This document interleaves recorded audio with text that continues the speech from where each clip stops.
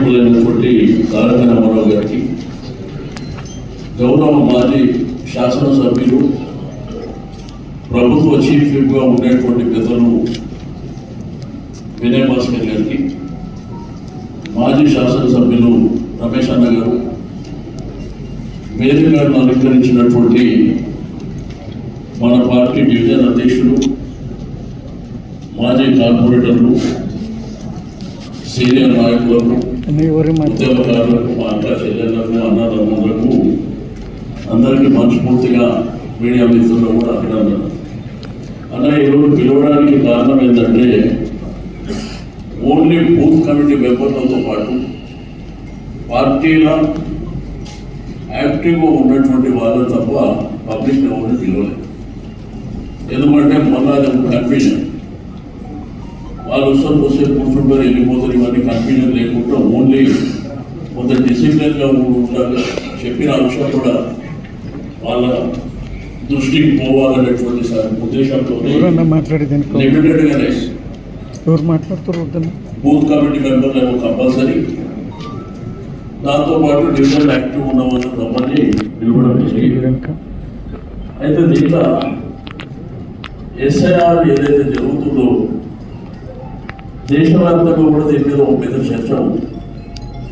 ఓట్లు తొలగిస్తున్నారని, ప్రధానంగా మైనారిటీ ఓట్లు, ముస్లిమ్స్ కానీ క్రిస్టియన్స్ కానీ ఏవైతే బీజేపీకి పడే ఓట్లు అనుకునేవన్నీ తొలగిస్తున్నారని దేశవ్యాప్తంగా ఒక చర్చ, గొడవలు ఇవన్నీ జరుగుతున్నాయి. పార్లమెంట్లో కూడా జరుగుతున్నాయి, మొన్న జరిగినటువంటి ఎన్నికలు కూడా. అయితే దీన్ని పకడ్బందీగా తీసుకెళ్దామంటే ఏదైతే ఎలక్షన్ కమిషన్ వాళ్ళు జిహెచ్ఎంసీ కలిసి ఈ కార్యక్రమాన్ని కార్యచరణ చేసినప్పుడు ఫీల్డ్లో ఏముందంటే ఒక అంగన్వాడీస్ని కానీ, అదేవిధంగా ఏదైతే స్వీపర్ ఉన్నాడో మన జిహెచ్ఎంసీ స్వీపర్, వీళ్ళని పెట్టారు. దాంట్లో కొంతమంది యాక్టివ్గా ఉన్న వాళ్ళని, ఎవరైతే ఒక డివిజన్లో ఒక బూత్లో 7-8 బూత్లు ఉంటే ఒక ఇద్దరునేమో టెక్నికల్ పర్సన్ని పెట్టారు. ఇదంతా నా కుటుంబం. ఈ కుటుంబానికి ఏంటంటే ఈ రోజు కాదు, డే 1 నుంచి నాకు ఒక కార్పొరేటర్ యాక్సెస్ ఉండదు. ప్రతి కార్యకర్త డైరెక్ట్గా వచ్చి మాట్లాడేటువంటి అవకాశం 35 సంవత్సరాల నుంచి ఏ ఇంట్లో పెళ్ళైనా మన చెయ్యి కంపల్సరీ ఇంటి మీద ఉండవలసింది. రెండోది, ఏ ఇంట్లో ఎవరన్నా చనిపోయినా కానీ మన చెయ్యి కంపల్సరీ ఇంటి మీద ఉండవలసింది. రెండోది, రెగ్యులర్గా ప్రజలకైతే ఒక పద్ధతి, మన పార్టీ నాయకుల కార్యకర్తలకు ఏదన్నా ఇబ్బందులు ఉన్నా, ఆరోగ్యపరమైన సమస్య ఉన్నా, వాళ్ళ ఇంట్లో పెళ్లి కార్యక్రమం ఉన్నా, ఇంకేదన్నా కార్యక్రమం ఉంటే జర చెయ్యి పెద్దగా ఆ పద్ధతిలో మనం నడిపించుకుంటూ వచ్చినాం. రెండోది, రాజకీయాలలో కొంతమందికి అవకాశం వస్తుంది, కొంతమందికి రాదు. నా అదృష్టమో దురదృష్టమో సికింద్రాబాద్ ప్రాతినిధ్యం వహిస్తే 9 డివిజన్లు ఉంటే మహిళలకే వచ్చినాయి, మొన్న 6 ఉంటే మహిళలకే వచ్చినాయి. వీళ్ళకి ఏంటంటే అనుమానం చిన్న కావాలని చెప్పించాడు రిజర్వేషన్ వాళ్ళకన్నా. ఆ రోజు మీకు గుర్తూనే ఉంటుంది, ఆ రోజు హైదరాబాద్ మున్సిపల్ ఎలక్షన్ అప్పుడు రిజర్వేషన్ వచ్చినప్పుడు మనము ఎక్కడికేమో వస్తున్నాం, కార్లు ఇద్దరిపై ఉన్నాం, షబ్బీపూర్ రాజగూడ అన్న ఒకసారి చూస్తామని మీరు ఫోన్ ఆడితే నాకు పెద్ద తలకాయ నొప్పి, నేను చూడని చెప్పి మీకు గుర్తుంటే ఉంటుంది. సరే, ఎవరైనా కానీ మన నాయకులు మన కార్యకర్తలే. అయితే మా కార్పొరేటర్లు మేము 99 మందిని గెలిపించారు. బట్ మా కాన్స్టిట్యూన్సీలో డిసిప్లిన్ ఎక్కడ ఉండదు. రెండోది, మా కార్పొరేటర్లకు మాకు ఉన్నటువంటి యాక్సెస్ చాలా కుటుంబ సభ్యుల యాక్సెస్ ప్రకారం ఏ డెవలప్మెంట్ కార్యక్రమం ఉన్నా, ఏది ఉన్నా కానీ వారి ద్వారానే జరిగేటువంటి కార్యక్రమాలు మన దగ్గర ఉంటాయి. అది మేము మెయింటైన్ చేసుకుంటూ వచ్చినాం. చాలామంది మీకు రాజకీయాలలో నా అనుభవం ప్రకారం చెప్తున్నా, కొంతమంది నాయకత్వం నాయకుడిగా ఎదగగానే వాటి నీడను చూసి భయపడుతున్నారు. రెండోది కార్పొరేటర్లను చూసి భయపడతారు. మీరేది నా నెత్తి మీద వచ్చి కూర్చుంటారేమో, లేకపోతే ఆ నీడ నుంచి భయపడినోడు జీవితకాలంలో రాజకీయాల్లో ముందుకు పోలేడు. ఎందుకంటే మన శక్తి సామర్థ్యాలు మనకు తెలిసినప్పుడు ఇతరులతో భయపడవలసినటువంటి అవసరాలు మనకు ఉండవు. రెండోది పార్టీ కార్యక్రమాలను రెగ్యులర్గా కార్యకర్తలు అనేవాళ్ళు ఎంత గొప్పవాళ్ళు అంటే చాలా మందికి విషయం తెలియదు. మనం మీటింగ్లు పెట్టినప్పుడు, లేకపోతే మన ప్రభుత్వంలో ఉన్నప్పుడు, ఇనాగ్రేషన్ అప్పుడు కానీ, రెండోది అధికారంలో ఉన్నప్పుడు అసలు సనత్ నగర్ మీ యొక్క కోఆపరేషన్, కేటీఆర్ గారు మున్సిపల్ మినిస్టర్ ఉంది కాబట్టి మీ కోఆపరేషన్తో అద్భుతాలు చేసినాం. అసలు సనత్ నగర్ ప్రజలు మీరు ఏ ఎలక్షన్, ఎప్పుడు అది ఎలక్షన్ వచ్చినా కానీ నడుచుకుంటే తిరుగుతూ గెలుస్తాం. ఎందుకంటే ప్రజలు ఉన్నటువంటి యాక్సెస్ మాతో ఉన్నటువంటి. రెండోది ఎటువంటి కార్యక్రమాలు అంటే అసలు ఇది జరగదు అనేటువంటి కార్యక్రమాలు ఎవరైతే ఉంటే ఆ పబ్లిక్ ఏంది శ్రీనివాస యాదవ్ దగ్గర పోతే జరుగుతుంది. ఆ పద్ధతిలో తెలుసుకుంటున్నాం. ఇప్పుడు 2.5 సంవత్సరాలు, 1 నెల అయితే, ఇంకా 15 రోజులు అయితే ఈ గవర్నమెంట్లో మేము ఈ 2 సంవత్సరాల 5 మాసాలలో ఏ పని కోసం మేము గవర్నమెంట్ దగ్గర పోలేము. ఏ మంత్రి దగ్గరకో, ముఖ్యమంత్రి దగ్గరకో పెళ్లి కాడు తప్ప ఏ కార్యక్రమం ఏ పని మీద పోలేదు. రెండోది మా దగ్గర పని జరుగుతుంది. ఎందుకంటే మా శక్తి అది. మేము పని చేస్తున్నాం. ఇప్పటి నా కాన్ఫరెన్స్లో సిమెంట్ రోడ్లు అవుతున్నాయి, సివరేజ్ లైట్లు అవుతున్నాయి, స్ట్రీట్ లైట్లు అవుతున్నాయి. వేరే దగ్గర ఆశ్చర్యపోతుంది ఎట్లా జరుగుతుందని చెప్పి. చేపించుకునే శక్తి మనకు ఉంది కాబట్టి ఆ పద్ధతిలో చేపించుకుంటాం. మేము మాత్రం ఎవరి దగ్గరికి పోము, ఎవరితో గొడవలు చేసుకోవాల్సినటువంటి అవసరం మాకు లేదు కాబట్టి మేము ఆ పద్ధతిలో మేము ముందుకు వెళ్ళుకుంటూ వస్తున్నాం.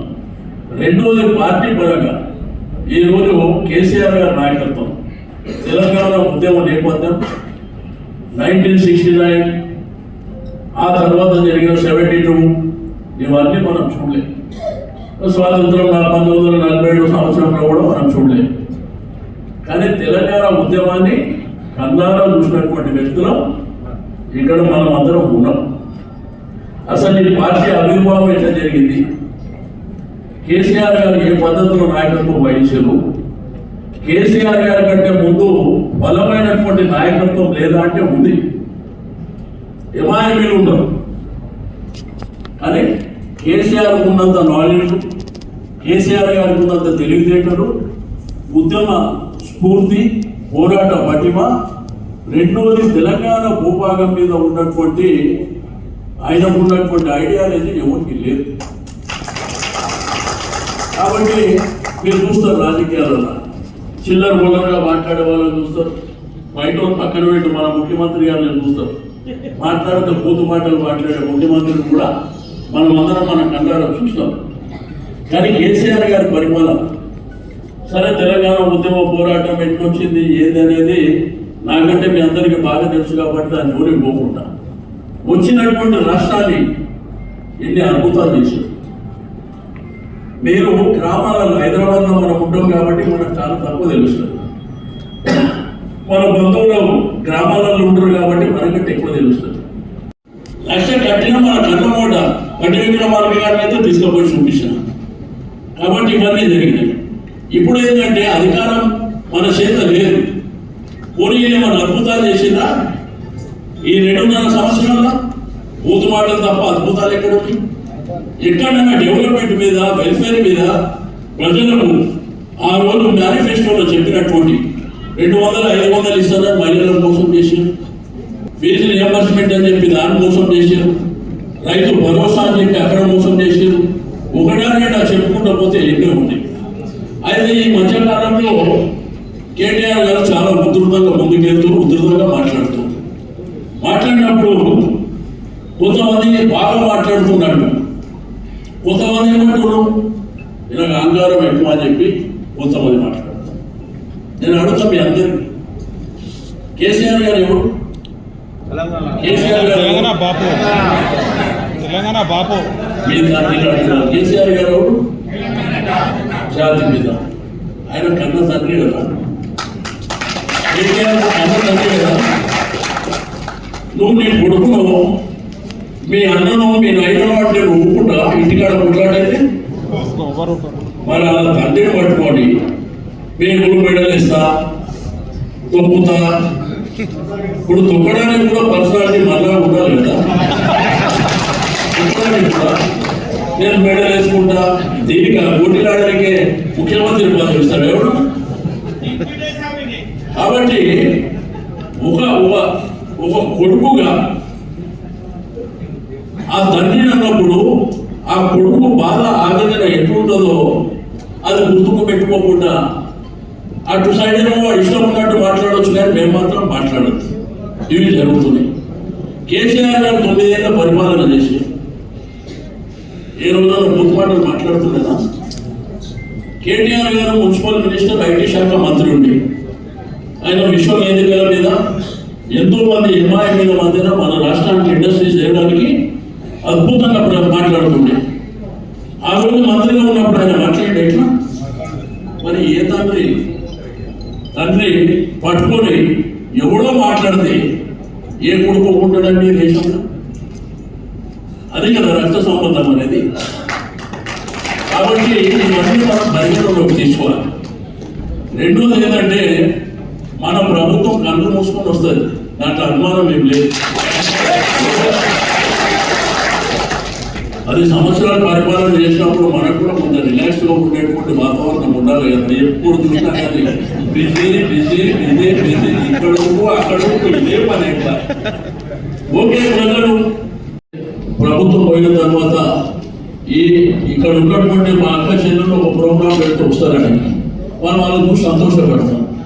కానీ మనము తెలుసుకోలేక 20-30 ఏళ్ళు పడుతుంది. ఆమె ఎట్లు వస్తుంది ఆడికి ఆ ప్రోగ్రాం దగ్గరికి? ఇది దూరమైనటువంటి తెలుస్తుందా, ఆటో వస్తుందా, బస్సు వస్తుందా? ఈ విధంగా ఏమవుతుందంటే వాళ్ళ ఖర్చుల భారం అనేది విపరీతంగా పడుతున్నటువంటి. అదేవిధంగా మన నాయకులు కార్యకర్తలు కూడా ఏ కార్యక్రమం పెట్టినా వాళ్ళు వస్తారు. మా దగ్గర ఏంటంటే ఒక సిస్టమ్ ఉంది. మీరు ఒక 1000 మందిని తెమ్మంటే ఏడ్చుకొని ఆ 1000 మందిని తీసుకొని వస్తాం. మేము ఈ మధ్యన కొత్త సిస్టమ్ ఏం పెట్టినామంటే ఈ కార్లల్లో, ఆటోలల్లో, టెంపోలలో తిరిగేటి కంటే సింపుల్గా మోటార్ సైకిల్ మీద ఇద్దరు రావాలనేటువంటి కార్యక్రమం పెట్టినాం. అది ట్రాఫిక్ ఇబ్బంది ఉండదు, ఏ ఇబ్బందులు ఉండదు. మంచిగా మజాగా రోడ్డు మీద మోటార్ సైకిల్ నడిపించుకుంటూ వచ్చేటువంటి కార్యక్రమాన్ని, ఏదైనా మహిళలు ఉంటే కార్లలో వచ్చేటువంటి కార్యక్రమం. మీరు వరంగల్ మీటింగ్ పెట్టినా వస్తారు, లేకపోతే ఏ జిల్లాలో మీటింగ్ మన పార్టీ మీటింగ్లు పెట్టినప్పుడు వస్తుంది. అయితే రాజకీయాలలో మా కాన్స్టిట్యూన్సీ డిసిప్లిన్ కూడా మీకు చెప్తాను. మేము ఎప్పుడు కూడా ఎలక్షన్లో పోటీ చేసినప్పుడు అసెంబ్లీ ఎలక్షన్లు మేము మాకు రైవల్గా ఉన్నటువంటి ఏ క్యాండిడేట్ మేము తిన్నాం. మా నాయకుల కార్యకర్తలు కూడా ప్రచారం జరిగేటప్పుడు మేము నడుచుకుంటూ పోయిన దాంట్లో వాళ్ళు ఎదురు వస్తే మేము వేరే గల్లీలకి పోతాం. గతంలో ఒక ముఖ్యమంత్రి గారి కొడుకు రాజ్యం వెళ్ళాడు ఆ కాన్స్టిట్యున్సీ. నేను గెలిచిన తర్వాత దగ్గర 4-5 సంవత్సరాలు నా మీద స్టేట్మెంట్. ఎవడన్నా కొట్లాడుకుంటే నాకే అంటలు కడుతుండే, ఎవడన్నా అక్కడ జాగా ఉంటే నాకే అంటలు కడుతుండే. మా వాళ్ళు వాళ్ళతో బాయిలు అయిపోతుండే. బాయిలు అయిపోయి వాళ్ళు ఇట్లా ఇష్టం ఉన్నట్టు మాట్లాడుతుంది కదంటే మీరు మాట్లాడదండి, నేను మాట్లాడను, మీరు మాట్లాడద్దు. ఎందుకంటే ఒక నాయకుడిని కథ పట్టేయాలంటే అసలు మాట్లాడకపోతేనే వాడు కథ. ఆ తర్వాత జరిగిన పరిణామాల మొన్న జరిగిన ఎలక్షన్ సరే వాళ్ళు ఎన్ని చెప్పినా కాన్స్టిట్యున్సీలో మాత్రం ఈ 12 సంవత్సరాలు కేసీఆర్ గారి దయ వల్ల మేము 9.5 సంవత్సరాలు మనం అధికారంలో ఉంటే మా కాన్స్టిట్యున్సీలో మన పార్టీ నాయకులు కార్యకర్తలుగా ఏ పొలిటికల్ పార్టీకి సంబంధించిన మీద కూడా చిన్న పిటి కేసు కూడా మేము పెట్టలేము. చిన్న పిటి కేసు ఎవరి మీద మనం పెట్టామా? మన వాళ్ళు వచ్చి ఎంత చెప్పినా నేను దాన్ని అలౌ చేయకపోతుంటే ఏదైతే రియాలిటీగా జరిగేది దానికి సంబంధించినటువంటి డిపార్ట్మెంట్స్ ఉంటే వాళ్ళు చూసుకుంటారు. అద్భుతాలు జరుగుతాయి అనుకున్నారు, చుక్కలు చూపిస్తుంది. కాబట్టి ఇవన్నీ కార్యక్రమాలు మనం చేసుకుంటూ వచ్చినప్పుడు మీ అందరూ కూడా రిక్వెస్ట్ చేసేది ఒకటి, ఏ డిసిప్లిన్ అయితే మనం మెయింటైన్ చేసుకుంటూ పోతున్నామో అదే పద్ధతిలో కొంత డెప్త్కి వెళ్ళండి. ఎందుకంటే ఒక ప్రమాదమైనటువంటి గట్టిగా ఈ ఎస్ఐఆర్ ఏదైతే భారత రాజ్యాంగం ప్రకారం డాక్టర్ బిఆర్ అంబేద్కర్ గారు రచించినటువంటి ఇది మన యొక్క హక్కు, ప్రజాస్వామ్యంలో పౌరుని హక్కు. నాకు ఓటు అనేది నా జన్మ హక్కు, తీసేయడానికి వాడేవాడు. కానీ మీ అందరికీ నేను ఒకటే చెప్పేది ఏంటంటే, మనం ఇంటైంలో కూడా చేసుకోకపోతే వాడు పబ్లిక్ చేసిన తర్వాత నువ్వు ఏం చెప్పినా వినడు, వాడు డెమాలిష్ చేసుకుంటూ వెళ్ళిపోతాడు. కాబట్టి దయచేసి మీకు అందరూ రిక్వెస్ట్ చేసేది ఏంటంటే, కావాలంటే మళ్ళీ ఒక ట్రైనింగ్ పెట్టుకుందాం, మీకు డీటెయిల్గా పిన్ టు పిన్ మీకు ఇస్తాం. ఈరోజు మనం యాప్ మీరు ఎలక్షన్లో చూసారు, ఆ రోజు మనోడు సాయి మీకు ఒక యాప్ ఒకటి తయారు చేసి ఇచ్చింది, మనం చేసుకుంటూ పోయినాం. అది చాలా బాగుంది, అది మళ్ళీ ఒకసారి మీకు యాక్సెస్ ఇప్పిస్తాం, దాని ప్రకారం చేసుకొని పోవాలి. దీంతో పాటు మెంబర్షిప్, ఈ మెంబర్షిప్ కార్యక్రమాన్ని కూడా మొన్న కేసీఆర్ గారి నాయకత్వంలో మీటింగ్ అయినప్పుడు డిజిటల్ మెంబర్షిప్ చేయాలి. ఎందుకంటే మన బస్తీలలో అందరూ చదువుకోవడం ఉన్నారు, ఎండు పిల్లలు ఉన్నారు, మీకు కూడా అనుభవాలు ఉన్నాయి. కాబట్టి రెండోది ఏంటంటే, ఒకవేళ మనం డిజిటల్ చేస్తే ఏమవుతుందంటే మనకు అక్కడ ఉన్నటువంటి ప్రజలకు యాక్సెస్ చాలా దగ్గరగా డెవలప్ అవుతుంది. రెండోది వాళ్ళ డీటెయిల్స్, రెసిడెన్షియల్ అడ్రస్తో పాటు వాళ్ళ ఫోన్ నెంబర్ కానీ వాళ్ళ బర్త్డే కానివ్వండి, అవన్నీ కూడా దాంట్లో వస్తాయి. మీకు వీలున్నప్పుడు వాళ్ళ బర్త్డే విషయం చెప్పుకోవడానికి కూడా మనకు ఆ వెసులుబాటు ఉంటుంది. కాబట్టి ఇది మనకు జరగబోయేటువంటి కార్యక్రమం. నేను మీ అందరికీ చెప్పేది ఒకటే, మనం ఎవరికి భయపడవలసినటువంటి అవసరం లేదు. ఇంటి పరిస్థితుల్లో మన ప్రభుత్వం మళ్ళీ తిరిగి వస్తుంది. మనము చూస్తా 2.5 సంవత్సరాలు అయింది, చూస్తా ఇంకా 2.5 సంవత్సరాలు అయితే ఇక మన దగ్గర మతం పిచ్చి, ఆ పిచ్చి, ఈ పిచ్చి ఉంటే ఏ పిచ్చి లేకుండా ఉన్న గుళ్ళని మనమే కట్టిస్తుంది, మసీదులకు మనమే సహకరిస్తుంది, చర్చిలకు మనమే సహకరిస్తుంది, గురుద్వారాలకు మనమే సహకరిస్తుంది. ఇక మనకంటే షాంపియన్ మాత్రం ఇవ్వడం రానికే అవకాశం ఉంది. కాబట్టి మీ అందరికీ మీరు 12 ఏళ్ళు చూసారు, తల ఎత్తుకునేలాగా మిమ్మల్ని తయారు చేసినమే తప్ప ఎవరిని తల దించుకునేలాగాను, లేకపోతే నా కోపం రాగానే మిమ్మల్ని తిట్టాలి, లేకపోతే మిమ్మల్ని నిలగొట్టాలి, లేకపోతే పార్టీల నుంచి ఇటువంటి కార్యక్రమాలు చేయలేదు. తప్పు చేస్తే చెప్పినాం, తప్పు చేస్తున్నాను అది సవరించుకోమని చెప్పి 4-5 గురించి చెప్పినాం తప్ప. వాళ్ళకు చెరువు ఎండిపోయి రకరకాల సమస్యలు, ఆ రకరకాల సమస్యల మధ్యన 60-65 సంవత్సరాలు గడిచిపోయింది. ఆ గడిచిపోయినటువంటి దాని మీద కేసీఆర్ గారు వచ్చిన తర్వాత 24 గంటల కరెంట్, అందరూ ఆశ్చర్యపోయారు, దేశంలో అబ్బురపడ్డారు, ఎట్లీస్ట్ 24 గంటల కరెంట్. ఆ తర్వాత మిషన్ కాకతీయ ద్వారా భూగర్భ జలాలు పెంచుకోవడం, ఇరిగేషన్ ప్రాజెక్టుల ద్వారా, మిషన్ భగీరథ ద్వారా ఇంటింటికి నీళ్ళు ఇచ్చేది. ఇప్పుడు చూడు, ఒకప్పుడు గ్రామాలలో మన ఊళ్ళో పండగలు పోతే మా అక్క చెల్లెలు బిందెలు ఎత్తుకొని పోతుండే, కానీ ఎండాకాలం చెరువెండి బావి ఎండిపోయాయి. అసలు బతుకమ్మ పండుగ పుట్టింది అక్కడ. చాలా మందికి తెలియదు బతుకమ్మ అంటే. ఆ రోజు ఏంటంటే కష్టపడి కాయకష్టం చేసి పొద్దున్న లేచి పొలం దగ్గరికి పోయి మరి దుక్కిదుని ఎరువు చేత పంట వచ్చిన తర్వాత పోతే గిట్టుబాటు లేకపోతే ఆ అక్కజల్లలో ఆడ గట్టు మీద కూర్చొని మా బతికేది బతుకమ్మ అనేటువంటి పాట స్టార్ట్ అయింది అక్కడ నుంచి వచ్చినటువంటి బతుకమ్మ కేసీఆర్ గారు పుణ్యమాటు విశ్వవ్యాప్తం అయిపోయింది. ఫ్లైట్లో బతుకమ్మ ఆడుతున్నారు, గార్డెన్లో బతుకమ్మ ఆడుతున్నారు, అమెరికాలో బతుకమ్మ ఆడుతున్నారు. అయితే ఇవన్నీ జరిగిన తర్వాత వారు అద్భుతమైనటువంటి పరిపాలన ఇచ్చిండు. ఆయన ముఖ్యమంత్రిగా ఉన్నప్పుడు ఎన్ని అద్భుతాలు చేశారు. ఒక సెక్రటరియట్ ఈ దేశానికి ప్రైడ్ కదా సెక్రటరియట్, ఆ ముంగట అమరవీరుల స్తూపం. రెండోది భారత రాజ్యాంగ నిర్మాత అయినటువంటి డాక్టర్ బిఆర్ అంబేద్కర్ 120 అడుగుల విగ్రహం. రెండోది చిన్నాగుప్ప మెడికల్ కాలేజ్, ఇంజనీరింగ్ కాలేజీలు కానీ గురుకుల పాఠశాలలు కానీ వీళ్ళ ముఖానికి ఒక దురక్షలు కట్టుకొని చూపిస్తారు. ఒక దురక్షలు కట్టుకొని కేటీఆర్ గారు అంటే ఆ రోజు అమెరికాలో చదువుకుని వాళ్ళు రెగ్యులర్గా వారు అక్కడనే ఉంటుండే కాబట్టి ఆ విజన్ వాళ్ళు చదువుకుంటు కాబట్టి తన విజన్తో హైదరాబాద్ ఒక డిజైన్ చేసి అంటే ఒక ఫ్లైఓవర్ లేకపోతే అండర్ పాస్ ఇది కాదు, డ్రైనేజీ వ్యవస్థ ఎట్లా, స్టామ్ వాటర్ డ్రైన్ ఎట్లు ఉండాలి, గార్డెన్ ఎట్లు ఉండాలి, పార్క్ ఎట్లు ఉండాలి, ఓపెన్ జిమ్ ఎట్లు ఉండాలి, రోడ్లు. కరోనా వైరస్లో అందరు ఇళ్లలో పడుకుంటే కర్ఫ్యూ అయ్యి ఇంట్లోనే బయటకు వెళ్ళకపోతే వారం రోజులు రోడ్డు మీదకి బయటకు వస్తే అన్ని రోడ్లు వచ్చేసాయి. ఎట్లా వచ్చాయి? అది ఒక విజన్. వారికి ఉన్నటువంటి అనుభవం. ఒక డబల్ బెడ్రూమ్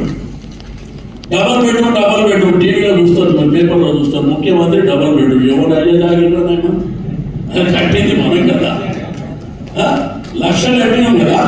చేసి చూపిస్తుంటే ఇది ట్యాబ్లో ఇట్లా డౌన్లోడ్ చేయాలి, ఈ పద్ధతులు చేయాలి. అదంతా నేను చూసిన తర్వాత కమిషనర్ గారితో మాట్లాడాను. మా డీసీలతో కూడా మాట్లాడితే ఏంటంటే మీరు క్లాస్ 4 ఎంప్లాయీ పెట్టి ఇది టెక్నికల్ సైడ్ చేయమంటే ఏడ్చే జరుగుతుంది ఇదంతా, కాబట్టి ఇది పద్ధతిగా లేదని చెప్పి వాళ్ళని ఇచ్చాం. తర్వాత కమిషనర్కు ఎలక్షన్ కమిషన్కు ఒక లెటర్ రాసి పంపించినప్పుడు కమిషనర్ గారు యాక్సెప్ట్ చేశారు. ఏదన్నా ఇంత పెద్ద కార్యక్రమాలు తీసుకున్నప్పుడు ఇష్టం ఉన్నట్టు చేసుకుంటే కార్యక్రమం కాదు కదా. దానికి అడిగింది ఏంటంటే ఎవరైతే డెత్ అయిన వాళ్ళది మీరు డిలీట్ చేయాలని కదా అని అడిగితే ఆ ఇంటి పర్సన్ వచ్చి ఆశ్రయం చేసి ఒక లెటర్ ఇవ్వాలన్నట్ట, ఈ మనిషి డెత్ అయినా లేదా మీ డిపార్ట్మెంట్లో డెత్ సర్టిఫికేట్స్ ఇస్తారు కదా, రికార్డ్ తీయండి. ఇప్పుడు మా నైన్ చనిపోయిందని నేను కూడా ఎట్లా చెప్తా అక్కడికి పోయి, మా నైన్ చనిపోయిందని నేను పోయి చెప్పలేను కదా. అది మీ డ్యూటీ మీరు చేయాలి. రెండోది ఎవరైతే మైగ్రేట్ అయినా అక్కడ నుంచి ఇక్కడ పోయిన వాళ్ళని కూడా మీరు చెక్ చేసుకోండి అని చెప్పినాం. దీంతో పాటు కొత్త ఎన్రోల్మెంట్ కూడా 18 సంవత్సరాలు నిండిన వాళ్ళకు ఎన్రోల్ చేయాలనేటువంటి ప్రాసెస్ కూడా చెప్పాం. అయితే దీంట్లో ఏంటంటే కొంతమంది అంటే మా మున్సిపల్ ఎలక్షన్ దగ్గర ఉన్నాయి, అది గుర్తుపెట్టు. అయితే దీంట్లో ఏంటంటే మీ అందరికీ రిక్వెస్ట్ చేశారు. ఈ రోజు సనత్ నగర్ అసెంబ్లీ సెగ్మెంట్లో ఒకప్పుడు నేను సికింద్రాబాద్ 3 సార్లు అక్కడ ప్రాతినిధ్యం వహించాను. తర్వాత ఇక్కడికి వచ్చేసరికి 3వసారి. అయితే సికింద్రాబాద్కు సనత్ నగర్ ఉన్న డిఫరెన్స్ చాలా డిఫరెన్స్ ఉంటుంది. ఇక్కడ ఉన్న వాతావరణం, ఇక్కడ ఉన్నటువంటి ఇదంతా మల్టీకల్చర్, అన్ని ప్రాంతాల వాళ్ళు మన వాళ్ళు అందరూ కలిసి ఉండేటువంటి ప్రాంతం సనత్ నగర్. అయితే మాకు మొదటి నుంచి ఏంటంటే ఒక అలవాటు, ఒక డిసిప్లిన్గా ఉండాలనేటువంటి అలవాటు. మెయిన్ టైం సెన్స్, ఏదైతే టైమింగ్ అనేది గంట కొట్టినట్టు